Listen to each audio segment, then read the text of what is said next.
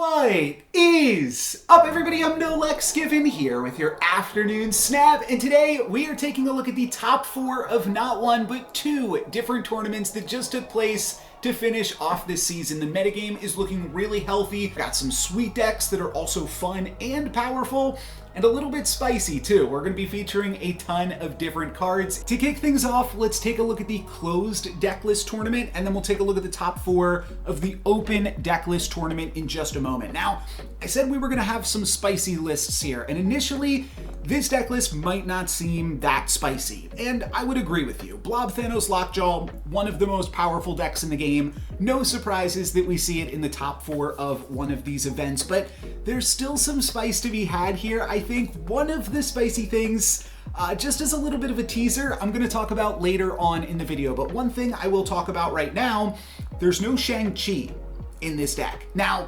that is definitely surprising. It's a little bit less surprising in a closed deck list format because your opponent might just assume that you have Shang-Chi, but this is still Conquest. So at some point, if you think that a card is worth putting in your deck, then you don't really get that much equity from bluffing it as you would on ladder, where your opponent doesn't really know what to expect. So here, eventually still, over the course of multiple games, your opponent is going to figure out that you don't have Shang-Chi in your deck. That still might not be a problem, and that's basically what Yampol is banking on. This is largely a concession to Hela, and we take a look at the Professor X. That is quite clearly an anti-Hela card in the list. And then once you have Professor X in your deck, Alioth just becomes a lot stronger because it's much easier to predict where your opponent can play to on those final turns or turn of the game. And I think the interesting thing, because Alioth and Shang-Chi are basically two sides of the same coin, right? You're going to destroy something, it's just, do you have priority or do you not have priority? And playing both of them can be strong because then, regardless of what happens earlier on in the game, you can play the appropriate card. However, what I said earlier, that this deck is really strong, I think is the most relevant thing here, because this deck is often able to take priority going into the final turn of the game, which means Shang-Chi is definitely a lot less useful because you're going to have priority going into that final turn. Now, Shang-Chi is still good in the mirror matches because you've got Cull, you've got Devil Dinosaur, and you can cheat out cards earlier with Lockjaw and Time Stone and Psylocke and Skaar. So Shang-Chi has more applications in the mirror matchup, but the mirror also is going to be playing Caiera. So there's kind of an awkward dance that you do with including Shang-Chi in the list. And this list is basically just saying, no, I'm going to be the stronger deck most of the time. So I'd rather just have Alioth, and then I'd like to focus the rest of my deck on being the stronger deck. So that's why we see Jeff and Caiera to just maintain priority and make sure. Also, Jeff is really good once you're playing the Professor X build, but Jeff is always good in Lockjaw decks. And ultimately, I think that this is a pretty good call both for the meta. I mean, this isn't super crazy, super out of left field. We've seen all of these cards put together in decks, but I don't think we've quite seen them in this combination here from Yampol, where people are electing to cut Shang-Chi. Most people have agreed Shang-Chi's one of the best cards in the game, so I'm just gonna play it. However, Yampol's saying, I don't need it. I'm strong enough without it, and I just want to keep being strong, and I want to Alioth people. And it did pretty well for them. They were able to get to the top 4. And then in third place, we have Indifferent, with this deck that is actually totally different. We're getting into some of the real spice here now, though I will say, I think that there are spicier decks yet to come. One of the coolest things about this video is across the 2 different tournaments, no 2 players played the same deck, which I think is really exciting, and it means I've got a ton of decks to cover in this video. And this list is crazy. It is basically a Reanimator discard package plus a junk package all in one. And these don't really have too much overlap in terms of similar cards in the decks, but it works. And part of the reason for that, as I talked about in the past actually when I showcased the Annihiloki deck that I created on this channel, Annihilus plus the Sentry is just such a powerful combo and such a compact combo. It only really requires you to play both of these two cards, and then once you're playing them, you just have the potential to go turn 4, turn 5, and put out a bunch of power, put out 26 power on the board, and that's really strong. So from there, you're also playing the Hood because that works really well with Annihilus, and Nico does double duty in this deck, potentially even triple duty. I talked a little bit with Indifferent and just got some of their thoughts on the list because this is not something that I've really seen before, and one card that they definitely outlined as an all-star here is Nico. The draw 2 cards ability really makes this deck function, and that was the same in Annihiloki as well, but here you're basically playing 2 different combo decks at the same time, so drawing 2 cards allows both of these different individual combo decks to just be more cohesive. And then the deck is also kind of doing a Zabu thing. It's got Zabu, Cole, and Shang-Chi, in addition to Ghost Rider and the Ebony Blade. And Cole is not like a card that I would have expected. It's not typically a Reanimator card, nor is it a Junk card. However, when you put both of those things together, that's where you kind of get this hidden third synergy in that you are playing a bunch of 1-cost cards and Cole starts to look pretty attractive. So this list is definitely wild. One other thing that Indifferent said is that using Nico to clone the Ebony Blade was a really wild line that most other, I've never seen that in any other lists, but it's really, really powerful in this one. And one other thing that is also kind of crazy, just the Infinite. The Infinite is the only card that this deck is really trying to turn into the Ebony Blade. You could potentially make an Ebony Blade out of Cull Obsidian or the Sentry, but if you hit Annihilus with Lady Sif, then you are basically hoping that you're going to be able to Ghost Rider to get that Annihilus back most of the time, because a 4/6 Ebony Blade is not super impressive, which I think just makes this deck even sillier and even cooler to take a look at. So definite shout outs to Indifferent for making all of this work. Also, they are a free-to-play player like myself, so I wanted to give them a shout out for that.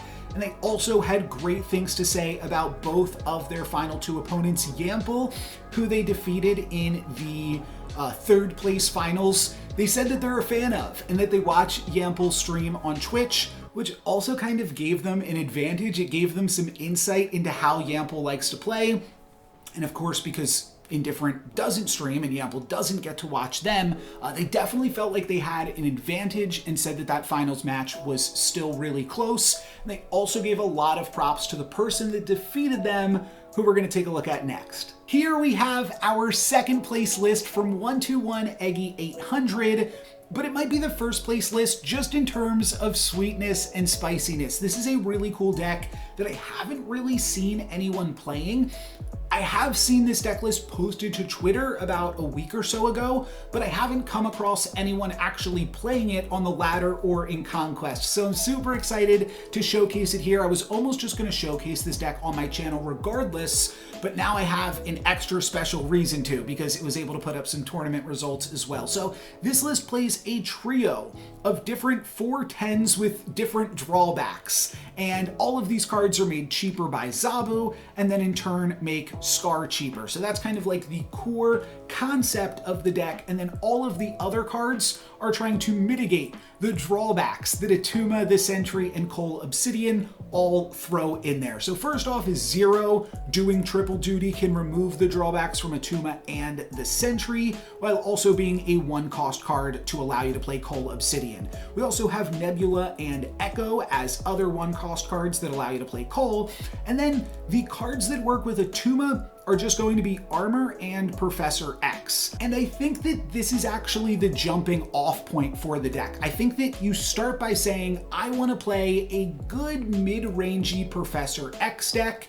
and the rest of the cards in the deck kind of fall into place around that. Nebula obviously also being a great card with Professor X, Attuma immediately synergistic with Professor X, and then Jeff and X are thick as thieves. Those are an obvious synergistic pair. But one thing you might not also realize is the Sentry. Really good with Professor X. If you Professor the rightmost location, you won't be able to throw your Void in there. So that is kind of another hidden synergy. And then Cosmo also kind of works in the same way that Alioth, that I mentioned that earlier, in that when you turn off one location with Professor X, your Alioth is then much more likely to hit, and so is your Cosmo. And if you can Professor X one location, Cosmo another, and then you just have one random location, you could potentially just turn off your opponent's ability to play Hela entirely, which is obviously really strong. So I think that that is where this deck is coming from, and Armor can also kind of be a hate card,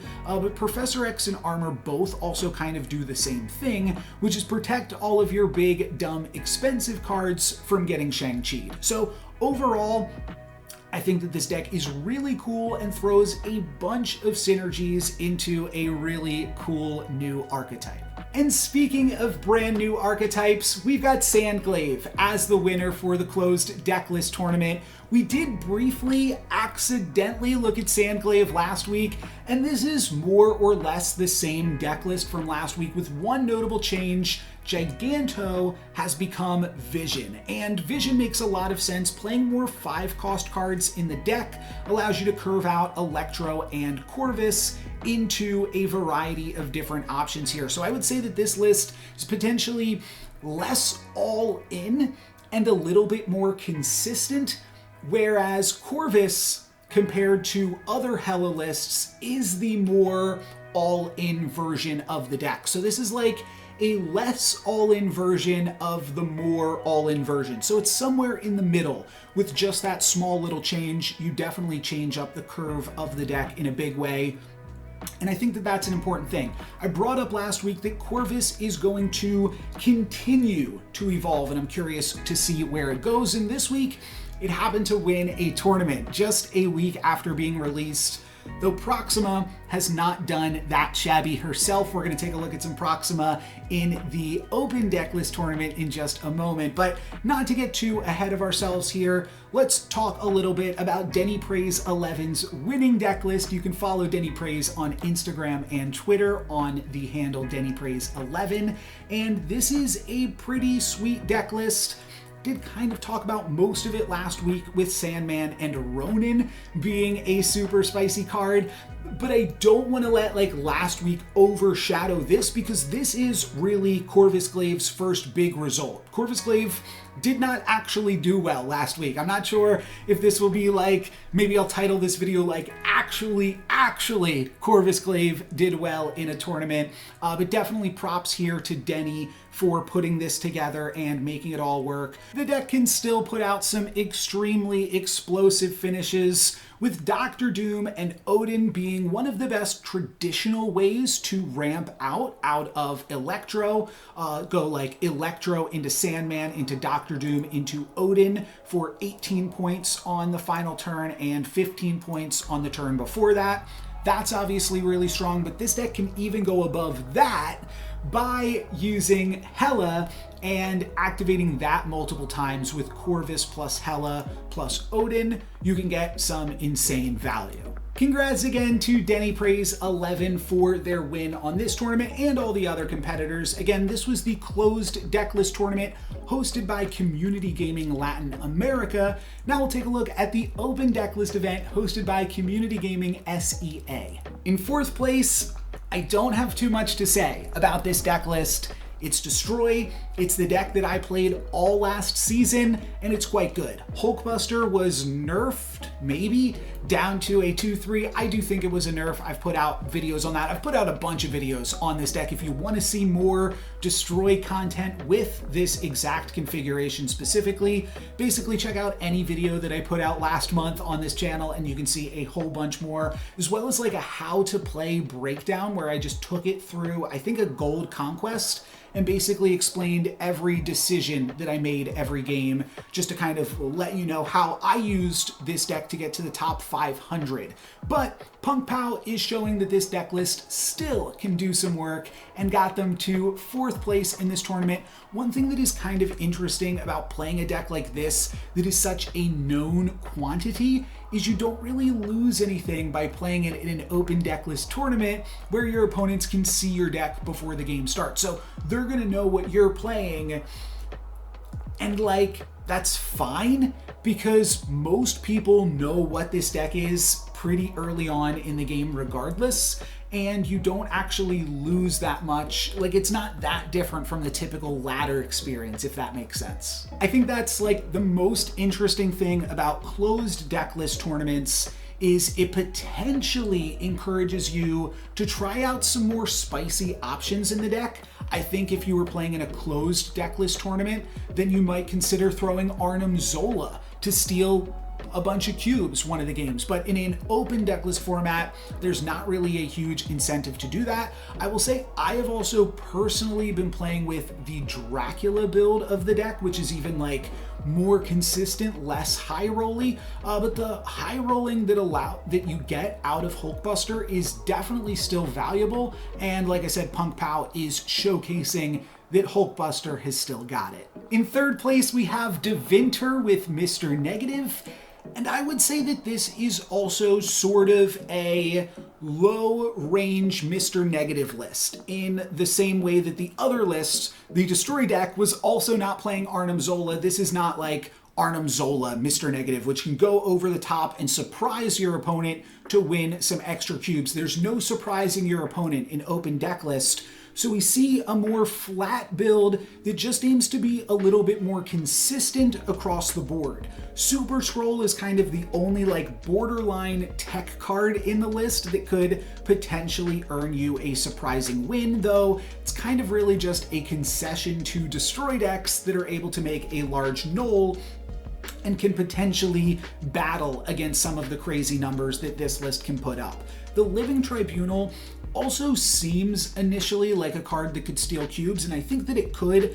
I have seen probably this exact list floating around the past week or so I don't think that the Living Tribunal is like super going to catch anybody off guard, and really the Living Tribunal just exists in this list for like a backup combo for when you're not using Mr. Negative. Mystique plus Iron Man and Onslaught in some combination allows you to get a ridiculous amount of power at one location, and then the Living Tribunal spreads it around, while Zabu, Ravonna, and Serra can all potentially make some of these cards cheaper, and Magic giving you an additional turn to play it out. I mean, you can just have Magic plus Iron Man, Onslaught, Living Tribunal, and that can just win you some games. So that is why Living Tribunal is kind of necessary in the deck as sort of a backup. And the change to, I won't call it like the recent change to Mr. Negative, but a little bit ago, Mr. Negative was changed so that you can actually play Onslaught and Living Tribunal in Mr. Negative lists, which I'm super happy for because it allows you to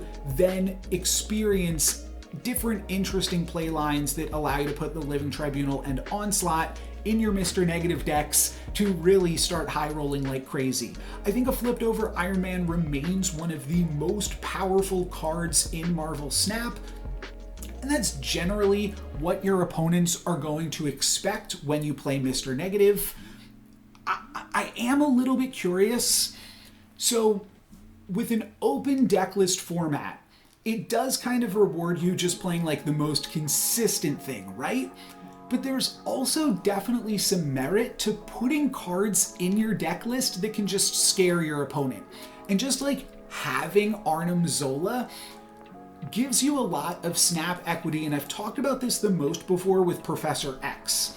When you're in a conquest battle and your opponent just knows that you have Professor X, or maybe Leech is also a great example. The fact that they know that you have those cards and have the potential to play those cards, I think Shang-Chi and Alioth are also great examples.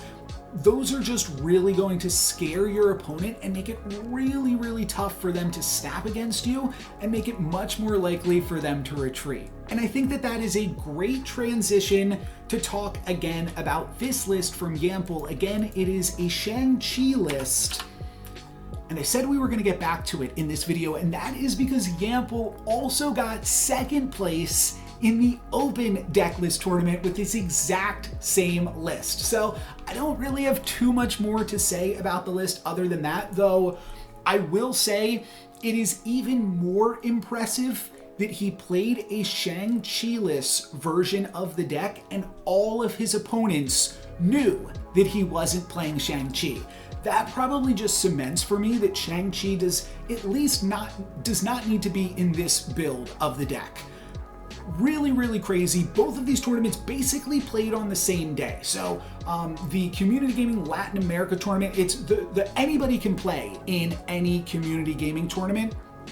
The reason that they're kind of like run by different regions is just time zone differences and when people from specific time zones might be more likely to enter in these events. But Yampol just decided, I'm going to play in both of them. A lot of players play in both of them. I see a lot of the same names across both of these different types of tournaments. And Yampol, within a one-day period, so I think there were, between when the one tournament ended, I think there was 9 hours before the next tournament started. So Yampol went to bed, I believe it was like 3 a.m. for them when they went to bed at the end of the first tournament, got some sleep, woke up, played in another event, got second place in that one. So huge props to Yampol. And that is, yeah, it was kind of like, if you saw this post on Reddit, then you kind of like already knew about that. But just absolutely incredible performance from Yampol with Shang-Chi-less Blob Thanos Lockjaw. Really great player, really powerful deck. Make sure you check them out on Twitch to see them in action. But the winner of this open deck list tournament was LopiMax26, playing discard with Proxima Midnight and Mike and a bunch of other discard cards. This is really, really interesting. This is not a Corvus deck. This is just a MODOK Apocalypse deck with Dracula. There's a lot I guess a lot that I don't know about this deck yet, because this one is actually brand new. I brought up Corvus being brand new. This deck is really brand new. I did play, I think that Discard Apocalypse was the first deck that I used to get Infinite. Like way, way back in the day. But that was before MODOK came out. That's obviously before Proxima and Mike. I don't actually even have those cards. I'm just editing them in here. But now we also have like Wolverine, we've got Gambit, which can add a lot of power. And this list is interestingly not a Lockjaw list. It is just attempting to, I don't even know, just like put out a bunch of power by discarding cards and drawing your cards in the right order and being synergistic. So a really, really interesting, by kind of like not being interesting deck from LopiMax. It is just a straightforward Apocalypse MODOK discard list, but this might be an actual threat here with Proxima Midnight. The fact that it won a tournament less than 24 hours after being released, I talked about this last week with Corvus, that's really impressive. I think that we're going to see this list get innovated even from here, as we tend to do over time in Marvel Snap. But the fact that Proxima Midnight is winning an event the first day it's released is pretty promising. I don't want to say that you should open up for Proxima Midnight immediately, but hey, it was able to put in some work. Yampol let me know that in the finals of this tournament, Mike had a 50-50. It was either move and lose the tournament or move and win the tournament. But LopiMax here is able to, is Moves Like Mike? What is that a movie? I might be making that up, but either way, Lopie Max has got the mic moves to take it all the way with Proxima Midnight here, so congrats to them. I'll be putting all of the deck lists from this video in the video description below. If you enjoyed and want to see more content like this, subscribe and let me know in the comments down below. But for today, that is going to be it for me. Thank you guys very much for watching. I'm NoLucksGiven. Peace.